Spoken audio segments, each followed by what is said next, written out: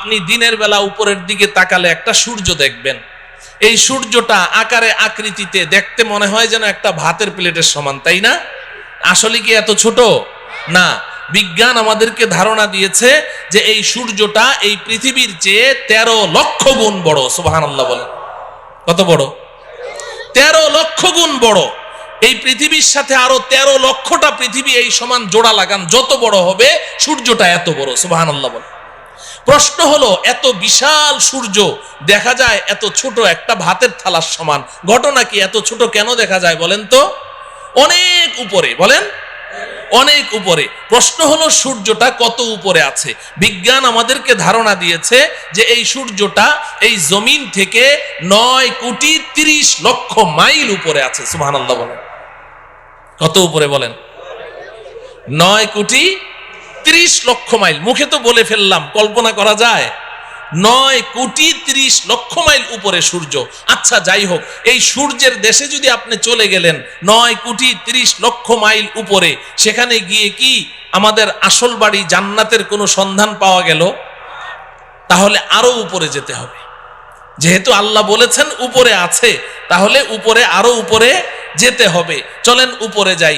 সন্ধ্যাবেলা আপনি উপরের দিকে তাকান, দেখবেন যে মিটমিট করে জ্বলছে জোনাকি পোকার মতো। এগুলো কি? তারা। আচ্ছা ভাই বলেন তো দেখি, এই তারাগুলো আকারে আকৃতিতে এই জোনাকি পোকার সাইজ নাকি আরেকটু বড়? তারাগুলো কত বড়? তারাগুলো কত বড়? বিজ্ঞান বলছে যে আকাশের এক একটা নক্ষত্র, এক একটা তারা পৃথিবীর চেয়ে নয়, পৃথিবীর চেয়ে নয়, আকাশের এক একটা তারা সূর্যের চেয়ে লক্ষ কোটি গুণ বড়। এত বিশাল তারা দেখা যায় জোনাকি পোকার মতো। ঘটনা কি? আরো উপরে, বলেন আরো উপরে। প্রশ্ন হলো তারাগুলো কত উপরে আছে? তারাগুলো কত উপরে আছে? বিজ্ঞান এ ব্যাপারে আমাদেরকে কোনো ধারণা দিতে অক্ষম। তবে অনেক গবেষণা করে বিজ্ঞান একটা তারার সন্ধান বের করেছে, যেটা পৃথিবীর সবচেয়ে কাছে, সবচেয়ে নিচের যেই তারকাটি, জমিনের সবচেয়ে কাছে, এটার নাম বিজ্ঞান দিয়েছে প্রক্সিমা সেন্টারাই। বিজ্ঞান বলে প্রক্সিমা সেন্টারাই নামের এই দুনিয়ার সবচেয়ে কাছের যেই তারাটি, এটা এই জমিন থেকে 25 লক্ষ কোটি মাইল উপরে আছে। কত উপরে? 25 লক্ষ না, 25 লক্ষ কোটি মাইল উপরে। 25 কোটিও না, 25 লক্ষও না, কত? 25 লক্ষ কোটি মাইল উপরে হচ্ছে সবচেয়ে কাছের তারা। তাহলে উপরের তারাগুলো কোথায় আছে? বিজ্ঞান বলে এই ব্যাপারে আমরা কোনো ধারণা দিতে পারবো না। তাফসিরে রুহুল বায়ান নামে একটি কিতাব আছে, তাফসিরের কিতাব। তাফসিরে বলেন রুহুল বায়ান, তাফসিরে রুহুল বায়ান।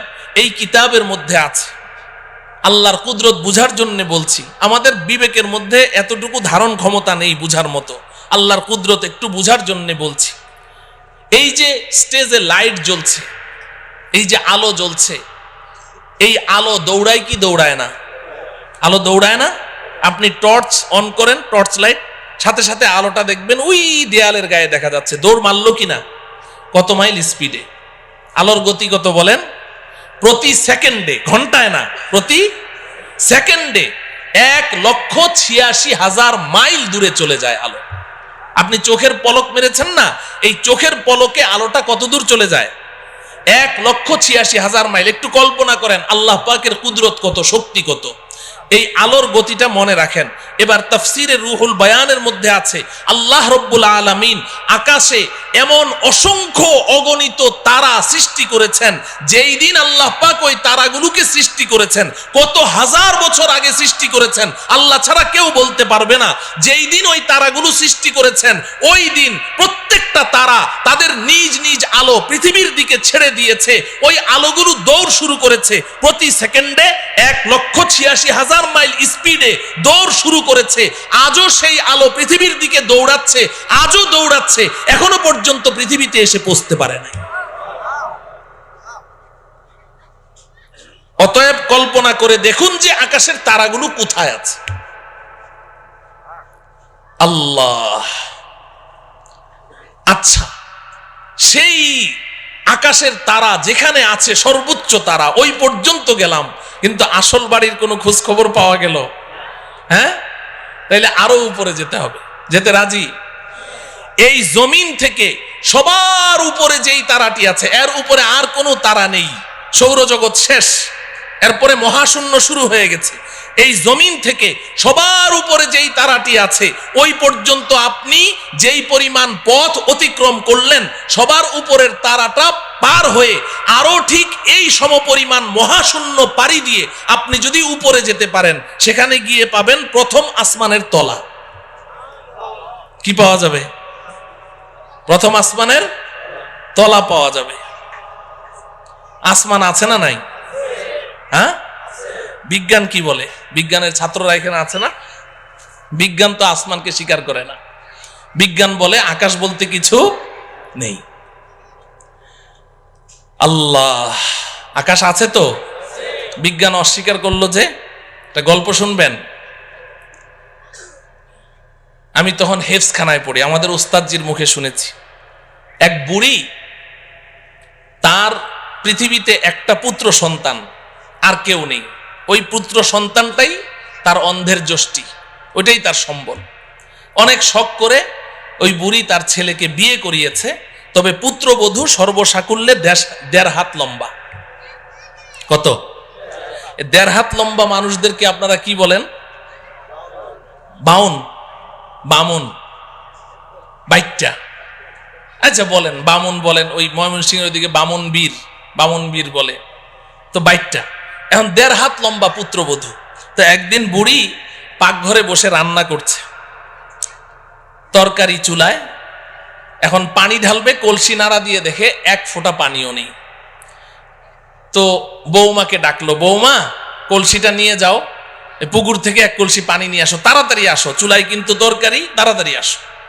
বৌমা পানি আনতে গেছে তো গেছে, আধা ঘন্টা পার, বৌমা আর আসে না। বুড়ি চিৎকার করে বলছে, বৌমা পানি আনতে তো 5 মিনিট লাগে, তুমি আধা ঘন্টা পর্যন্ত করছোটা কি? তরকারি পুড়ে ছাই, আজকে কপালে আর তোমার খাবার জুটবে না, তুমি গেলে কোথায়, মরলে নাকি? বৌমা পাশের রুম থেকে চিৎকার দিয়ে বলে, আম্মা আমি 5 মিনিটেই তো পানি নিয়ে এসেছি, তো দিচ্ছ না কেন? ওই আম্মা একটা অ্যাক্সিডেন্ট হয়ে গেছে। কি অ্যাক্সিডেন্ট হলো? বলে যে আম্মা বিয়ের সময় আপনি না আমাকে একটা স্বর্ণের চেইন দিয়েছিলেন। বলে হ্যাঁ, ওই চেইনটা ছিঁড়ে কলসির মধ্যে পড়ে গেছে। তো হয়েছেটা কি? কলসির মধ্যেই তো পড়েছে। কয় যে আম্মা হ্যাঁ, কলসির মধ্যেই তো পড়েছে, তুমি নিজে দেখেছো? বলে আমি নিজের চোখে দেখলাম কলসির মধ্যে পড়েছে। তো তাহলে এক কাজ কর, তোর মাথায় কি বুদ্ধি শুদ্ধি নাই? তুই এক কাজ কর, কলসির মুখ দিয়ে হাতটা ভরে দে, কলসির তলা থেকে চেইনটা তুলে নে, পানিটা চেঞ্জ করে নিয়ে আয়, আর না হলে 5 মিনিট সময় বেশি লাগবে, তুই আধা ঘন্টা পর্যন্ত করছিসটা কি? বৌমা পাশের রুম থেকে চিৎকার দিয়ে বলে, আম্মা এই মাত্র আপনি যেই বুদ্ধিটা শিখাইলেন, আমি আধা ঘন্টা থেকে ওই কাজেই ব্যস্ত আছি। কিন্তু আম্মা বড় আশ্চর্যের ব্যাপার, আপনার কলসির তো তলা নাই। আপনার কলসির কি নাই? তলা নাই। বুড়ি পাকঘর থেকে বলে, বৌমা কলসির তলা তো কলসির তলার জায়গায় ঠিকই আছে, তুই যে বামন বীর বাইটটা, তোর হাত খাটো ওই পর্যন্ত যায় না। বলেন ঠিক কিনা? আল্লাহ রাব্বুল আলামিন কোরআনে হাকিমে বারবার বলেছেন, একটি নয়, দুইটি নয়, আমি 7টি আসমান সৃষ্টি করেছি। আল্লাহর কথা কখনো অবাস্তব হতে পারে না। আসমান তো আসমানের জায়গায় আছে। যে সকল বিজ্ঞানীরা তারা এই আসমানের অস্তিত্বকে অস্বীকার করেছে, তারা তো বাইটটা বামন বীর, তাদের হাত খাটো ওই পর্যন্ত যায় না। এজন্য পৃথিবীর শ্রেষ্ঠ বিজ্ঞানী মুসলিম দার্শনিক, আপনারা সকলেই তার নাম শুনেছেন, মহাকবি আল্লামা ইকবাল রহমতুল্লাহ আলাইহি। নাম শুনেছেন? মহাকবি আল্লামা ইকবাল একজন শ্রেষ্ঠ দার্শনিক ছিলেন, শ্রেষ্ঠ বিজ্ঞানী ছিলেন। তিনি সারাটা জীবন বিজ্ঞানের পেছনে দৌড়িয়েছেন, অক্সফোর্ড ইউনিভার্সিটিতে পড়াশোনা করেছেন, ইহুদি খ্রিস্টানদের মাঝেই তিনি বেড়ে উঠেছেন, কিন্তু আল্লাহ পাক তার নসিবে হেদায়েত লিখে রেখেছেন, এজন্য তিনি নষ্ট হন নাই, বেলাইনে যান নাই। তিনি সারা জীবন বিজ্ঞানের পেছনে দৌড়িয়ে জীবনের শেষ মুহূর্তে এসে আত্মসমর্পণ করেছেন। সারেন্ডার করেছেন, তিনি স্বীকার করেছেন বিজ্ঞান মানেই হচ্ছে একটা ধোঁকা, বিজ্ঞান মানেই হচ্ছে একটা মরিচিকা। কারণ বিজ্ঞান সকালে এক থিওরি দেয়, বিকালে ওটাকে অস্বীকার করে যে না ওটা ঠিক নাই, আবার নতুন থিওরি দেয়, আবার পরের দিন ওটাকে অস্বীকার করে, আবার নতুন থিওরি দেয়। আমরা এক সময় শুনেছি যে বিজ্ঞান এক সময় জোরে সোরে দাবি করেছে যে সূর্য ঘুরে, পৃথিবী ঘুরে না, সূর্য ঘুরে, পৃথিবী ঘুরে না। এরপর মাঝখানে আরেক দল বিজ্ঞানী কিছুদিনের জন্য আবিষ্কার হলো, তারা এসে বলল যে না আগের বিজ্ঞানীদের থিওরি ভুল। বলে সঠিকটা কি? কয় যে পৃথিবী ঘুরে, সূর্য ঘুরে না। এখন বর্তমান দুনিয়ার সমস্ত বিজ্ঞানী প্রায় একমত, তারা বলে আগের দোনোদল বিজ্ঞানীদের থিওরি ভুল। বলে সঠিকটা কি? কয় যে সূর্যও ঘুরে, পৃথিবীও ঘুরে। বলে কি বলে না? এখন বর্তমান বিজ্ঞানের দাবি কি? সূর্যও ঘুরে, পৃথিবীও ঘুরে। আর কিছুদিন যদি বাঁচি তাহলে দেখবো আরেক দল বিজ্ঞানী আসবে, এসে বলবে আগের তিনোদল বিজ্ঞানীদের থিওরি ভুল। বলে তাহলে সঠিকটা কি? বলবে একটাও ঘুরে না। অসম্ভব কি? বলতে পারে। তো বিজ্ঞান মানেই হচ্ছে মরিচিকা, এক একবার এক এক থিওরি দেয়। তো আল্লামা ইকবাল রহমতুল্লাহি আলাইহি সারাটা জীবন বিজ্ঞানের পেছনে দৌড়ালেন, এরপরে অন্তিম মুহূর্তে এসে আত্মসমর্পণ করছেন। কোই कहता है नहीं है, कोई कहता है कि है, या खबर है या नहीं है तेरी दुनिया का वजूद। अब जुनू से काम लूंगा मैं रहे तहकीक में, अक्ल के पीछे बहुत ही वक्त जाया कर चुका, अक्ल के पीछे बहुत ही वक्त जाया कर चुका। আল্লামা ইকবাল বলেন রব্বুল আলামিন সারাটা জীবন তো বিজ্ঞানের পেছনে দৌড়ালাম, কিন্তু বিজ্ঞান আজকে এক থিওরি দেয়, কালকে এক থিওরি দেয়। একবার বলে সূর্য ঘুরে, একবার বলে পৃথিবী ঘুরে, একবার বলে দুটোটা ঘুরে, একবার বলে আসমান আছে, আরেকবার বলে আসমান নাই। আমি তো পাগল হয়ে যাওয়ার পালা রব্বুল আলামিন। আর আমি বিজ্ঞানের পেছনে দৌড়াতে চাই না। এখন আপনার কাছে জীবনের অন্তিম মুহূর্তে আমার একটাই দরখাস্ত, अब जुनू से काम लूंगा मैं रहे तहकीक में, अक्ल के पीछे बहुत ही वक्त जाया कर चुका। রব্বুল আলামিন এখন আর আমি বিজ্ঞানের মাধ্যমে কোনো জিনিস যাচাই করতে চাই না, এখন আমি আপনার কিতাব কোরআনের মাধ্যমে যাচাই করতে চাই। আপনি যেটা বলবেন ওটাকেই বিশ্বাস করতে চাই, এবং আপনি আমাকে ওই বিজ্ঞানীদের দল থেকে বের করে ওই সমস্ত বান্দাদের অন্তর্ভুক্ত করে দেন যেই বান্দাদেরকে দুনিয়ার মানুষ আপনার পাগল মনে করে, আমাকে ওই পাগলদের অন্তর্ভুক্ত করে দেন। আসমান আছে না নাই? গেলাম প্রথম আসমানের তলা, মনে আছে তো? তো প্রথম আসমানের তলা পর্যন্ত না গেলাম, কিন্তু আসল বাড়ি জান্নাতের কোনো খোঁজ খবর পাওয়া গেল? আরো উপরে যাওয়া লাগবে। এই জমিন থেকে প্রথম আসমানের তলা পর্যন্ত যতটুকু পথ আপনি পাড়ি দিয়েছেন, ভালো করে বুঝেন, এই জমিন থেকে প্রথম আসমানের তলা পর্যন্ত যতটুকু পথ পাড়ি দিয়েছেন, প্রথম আসমানটা মোটাও এই পরিমাণ। সুবহানাল্লাহ বলেন। প্রথম আসমানটা মোটাও এই পরিমাণ। এরপর প্রথম আসমান থেকে দ্বিতীয় আসমানের দূরত্ব এই পরিমাণ, দ্বিতীয় আসমানটাও মোটা এই পরিমাণ। এইভাবে আপনি উপরের দিকে যেতে থাকেন, তৃতীয় আসমান আবার মহাশূন্য, চতুর্থ আসমান আবার মহাশূন্য, পঞ্চম আসমান আবার মহাশূন্য, ষষ্ঠ আসমান আবার মহাশূন্য, সপ্তম আসমান। এই জমিন থেকে সপ্তম আসমানের ছাদ পর্যন্ত যতটুকু পথ আপনি অতিক্রম করেছেন, সপ্তম আসমান পার হয়ে আরো ঠিক এই সমপরিমাণ মহাশূন্য পাড়ি দিয়ে আপনি যদি উপরে যেতে পারেন, সেখানে গিয়ে পাবেন সিদরাতুল মুনতাহা। কি পাওয়া যাবে? সবাই আমার সাথে বলেন সিদরাতুল মুনতাহা। সিদরাতুল মুনতাহা এই নামটা মনে রাখতে হবে, বাড়ির ঠিকানা তো সিদরাতুল মুনতাহা। এবার আল্লাহ রব্বুল আলামিন আমার আপনার আসল বাড়ি, আমার আপনার আব্বা আম্মার বাড়ি, আমাদের পৈতৃক সম্পত্তি জান্নাতের ঠিকানা বলে দিচ্ছেন। ইনদা সিদরাতিল মুনতাহা ইনদাহা জান্নাতুল মাওয়া। এই দুনিয়ার মুসলমান শুনে রাখো, আমি তোমাদের জন্য, আমার ইমানদার পরহেজগার বান্দাবান্দীদের জন্য আমি যেই বিশাল জান্নাত তৈরি করেছি, এই জান্নাতটা আমি আল্লাহ সিদরাতুল মুনতাহার নিকটে তৈরি করে রেখেছি। কোথায়? সিদরাতুল মুনতাহা। বলেন, সবাই বলেন সিদরাতুল মুনতাহা। বাড়ির ঠিকানা জানা লাগবে না, বাড়ির এলাকার নাম জানতে হবে। আমাদের বাড়ির এলাকার নাম কি?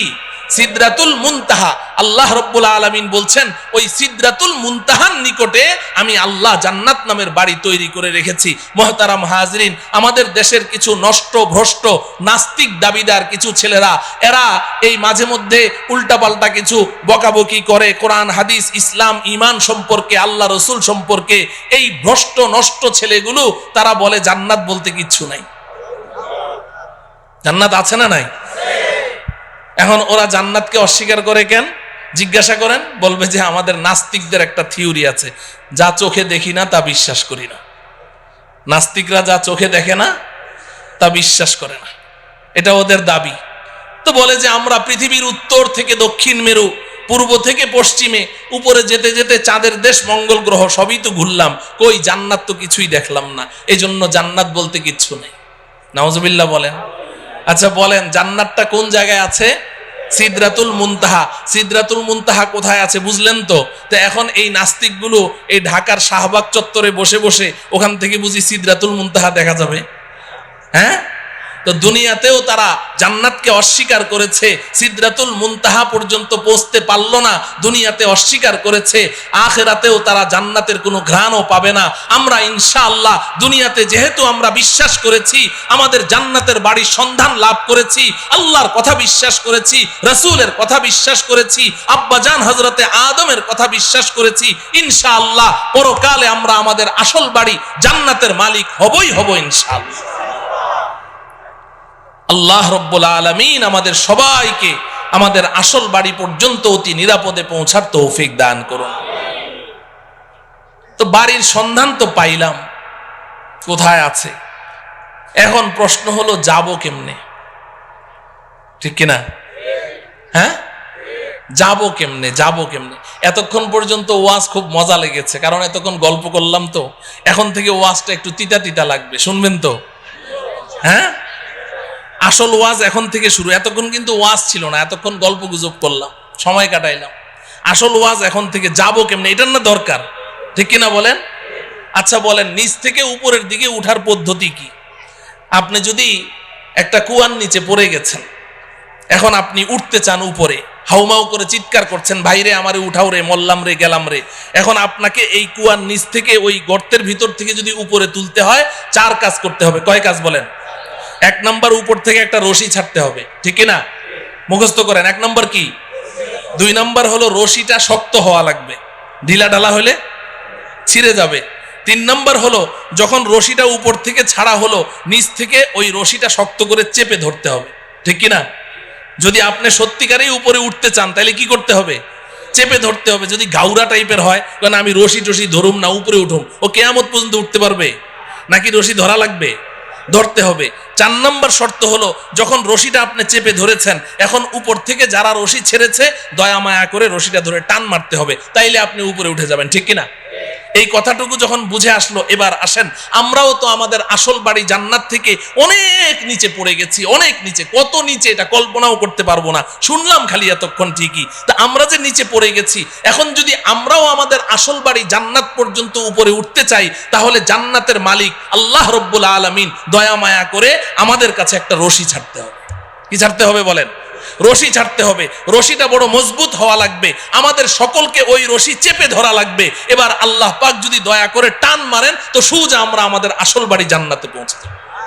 আপনি বলবেন, হুজুর এটা কি বললেন, আগ্রম বাগ্রম কথা, কিছুই বুঝলাম না। এই কথাটাই আল্লাহ রাব্বুল আলামিন সূরা আলে ইমরানের 103 নম্বর আয়াতে বলেছেন। সুবহানাল্লাহ বলেন। সূরার নাম কি? আলে ইমরান। বলেন সূরার নাম কি? আলে ইমরান। আয়াত নম্বর কত? 103। মনে রাখবেন, সূরা আলে ইমরান। সবাই বলেন সূরা আলে ইমরান, আয়াত নাম্বার 103। আল্লাহ পাক বলছেন, ওয়াতাসিমু বিহাবলিল্লাহি জামিআন ওয়া লা তাফাররাকু। এই দুনিয়ার মানুষ, শক্ত করে ধরো। ইতাসিমু, আল ইতিসাম মজবুতি কে সাথ পাকড়না, শুধু ধরা না। ধরার আরবি ইতিসাম না, ধরার আরবি হলো আখাযা ইয়াখুযু, আখযান মানে ধরা। আল্লাহ পাক খুজু বলেননি, ইতাসিমু বলেছেন, শক্ত করে ধরো। বিহাবলিল্লাহ, আল্লাহর রশি। সুবহানাল্লাহ বলেন। হাবলুল্লাহ মানে কি?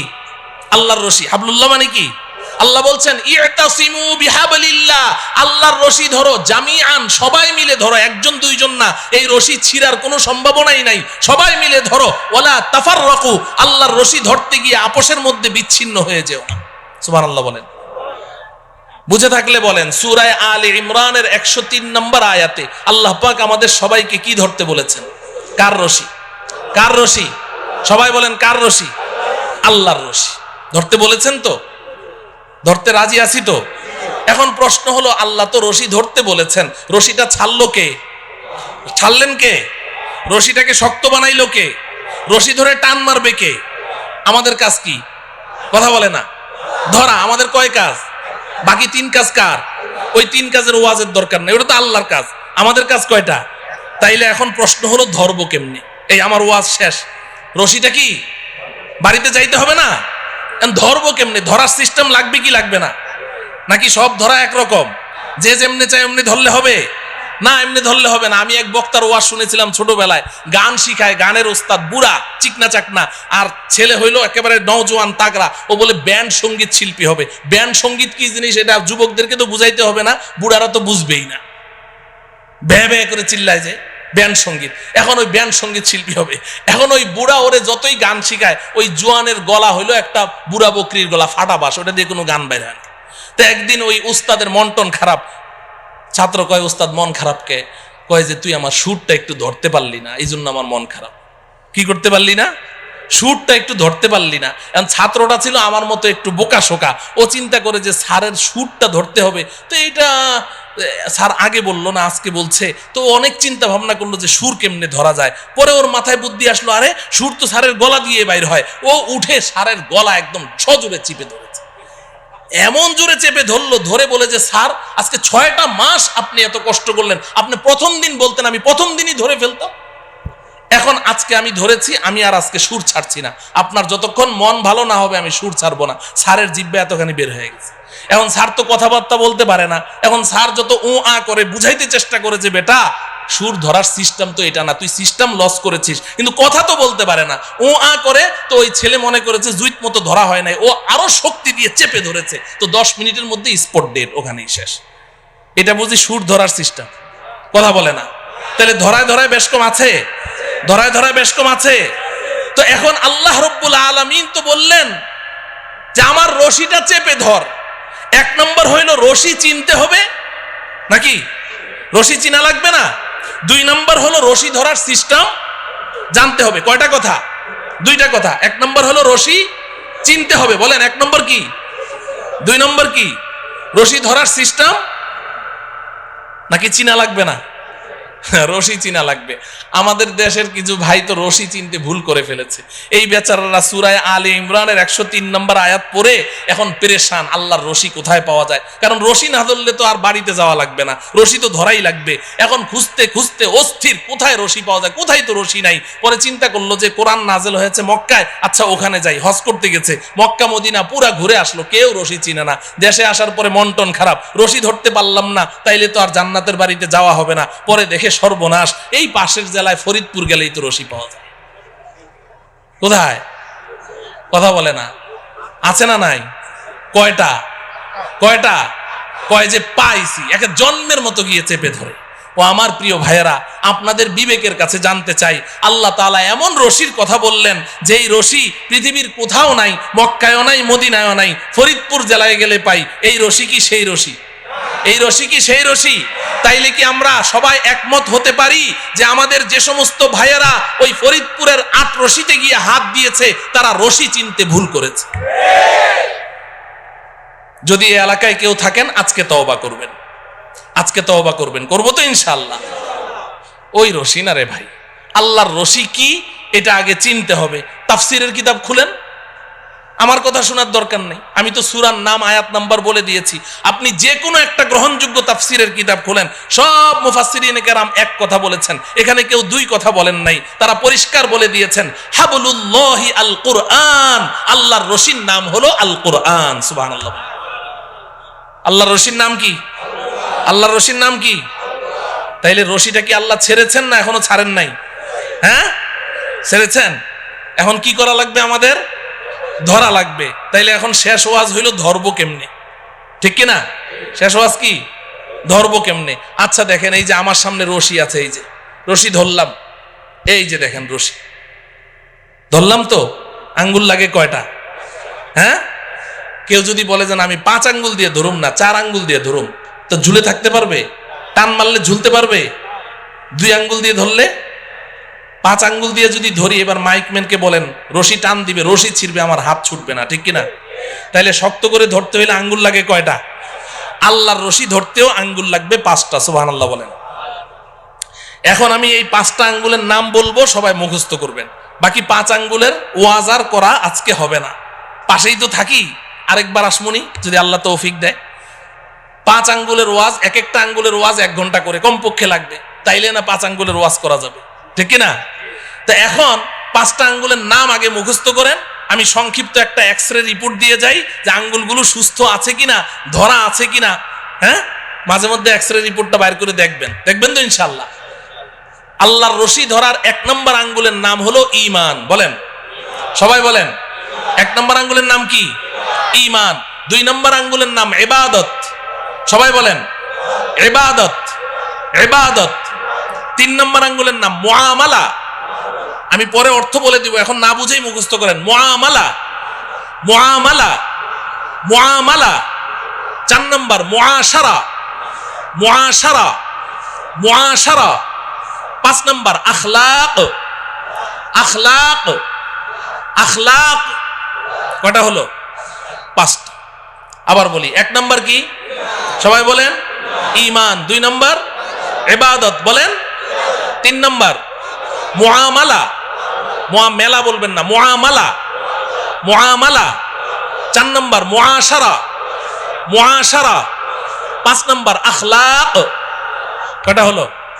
এই 5টা আঙ্গুল লাগবে, এই 5টা আঙ্গুল লাগবে। আপনারা সবাই শিক্ষিত মানুষ, সমজদার মানুষ, আপনারা বুঝে ফেলেছেন যে এই আঙ্গুল সেই আঙ্গুল না, ঠিক কিনা?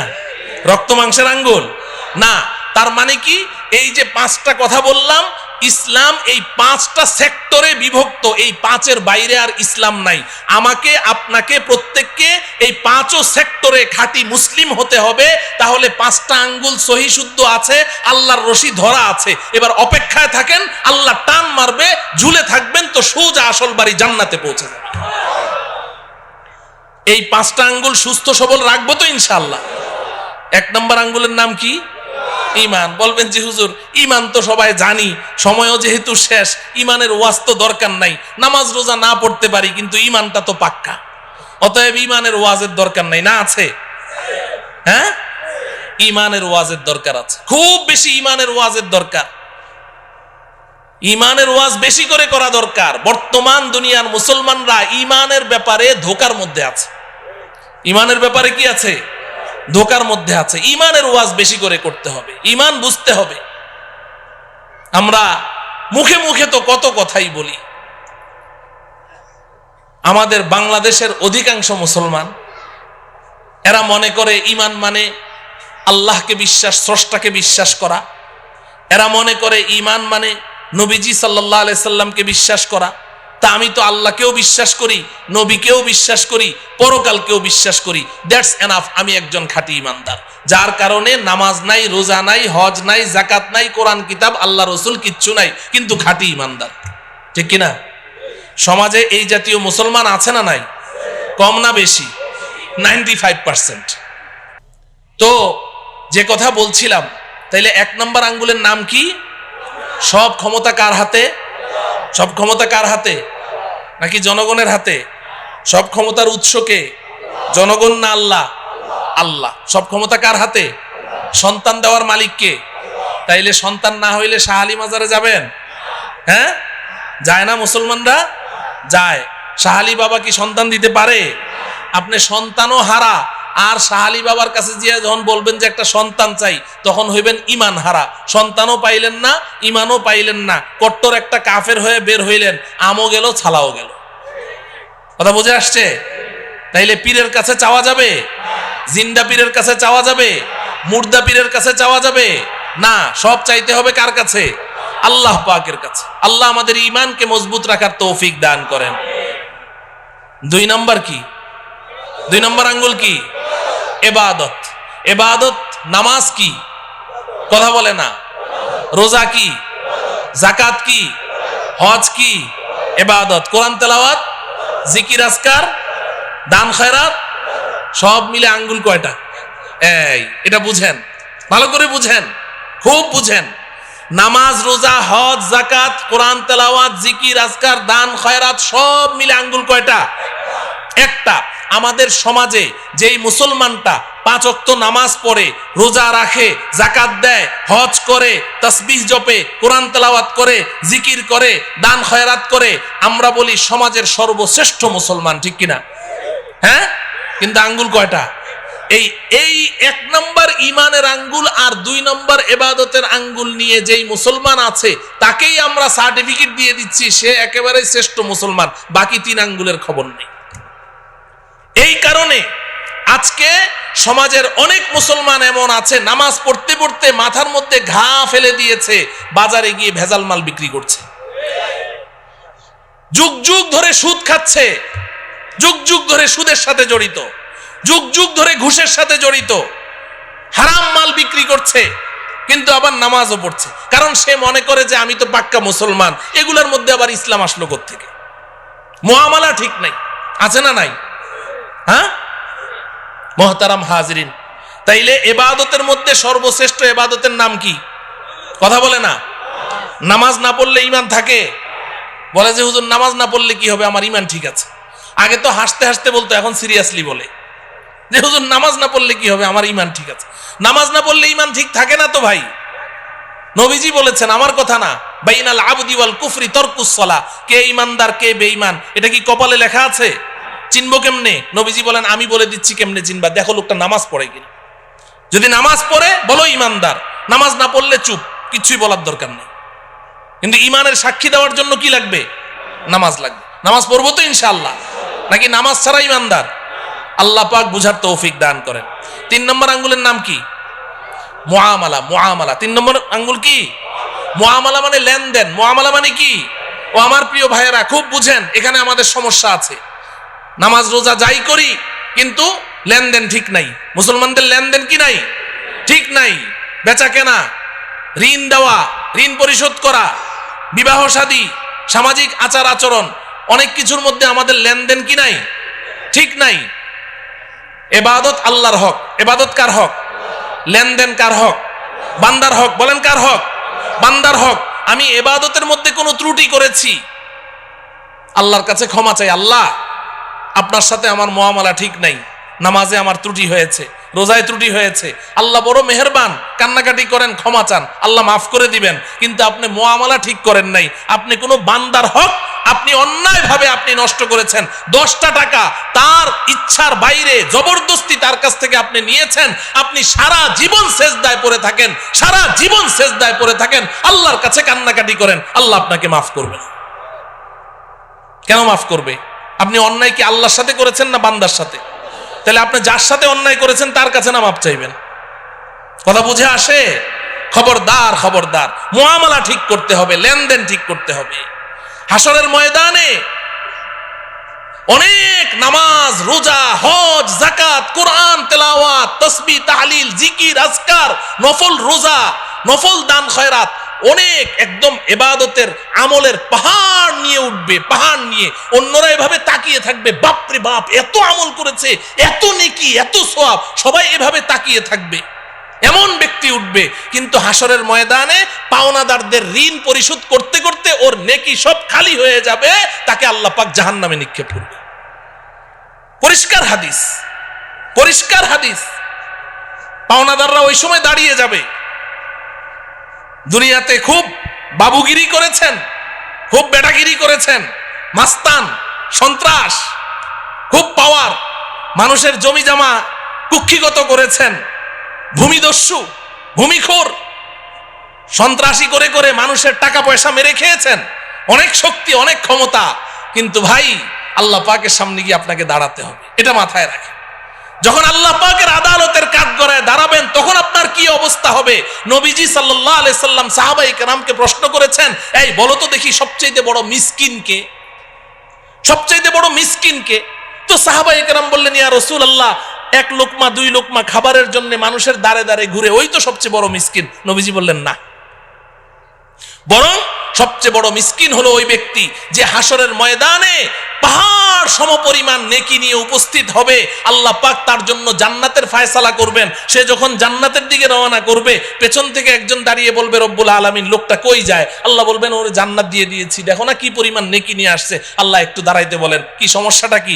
দুনিয়াতে আমি ওর কাছে 5 লাখ টাকা পাইতাম, দেয় নাকি? তাই নাকি? এদিকে আস, এদিকে আস। এই ধরা খায় গেল। ও 5 লাখ টাকা পাইতো? বলে হ্যাঁ। দাও, টাকা দাও। আল্লাহ টাকা দেবো কোত্থেকে? এখানে টাকা পাবো কোথায়? এখানে তো টাকার লেনদেন নাই। বলে কিসের? বলে নেকির লেনদেন হয়, 5 লাখ টাকার নেকি দিয়ে দাও। তো ওর ওখান থেকে 5 লাখ টাকার নেকি দিয়ে দিবে। তো একজন পাওনাদার যারা নাকি মানুষের টাকা নিয়ে মাইরা খায়, এরা কি একজনের টাকা মেরে খায় খালি, নাকি এটা তার অভ্যাস? তো যখন এক পাওনাদারে পেয়ে গেল নেকি 5 লাখ টাকার, বাকি পাওনাদাররা কয়, বাহ চমৎকার, তো এখন সব দাঁড়ায় যাবে। আল্লাহ আমি পাইতাম 1 লাখ, আল্লাহ আমি 2 লাখ, আল্লাহ আমি 10 টাকা, আমি 20 টাকা, সব দাঁড়ায় যাবে। আল্লাহ বলবেন, দাও দাও। এই নেকি পরিশোধ করবে, ওই ঋণ পরিশোধ করতে করতে এক পর্যায়ে তার নেকি শেষ হয়ে যাবে। নবীজি বলেন, পাওনাদারদের সিরিয়াল এখনো রয়ে গেছে, নেকি শেষ।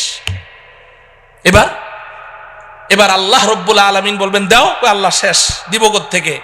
ও আচ্ছা নাই, তো এক কাজ করো, তোমরা যে যত টাকা পাও ওই অত টাকার গুনাহ ওর আমল নামায় দিয়ে দাও। নাউজুবিল্লাহ বলেন।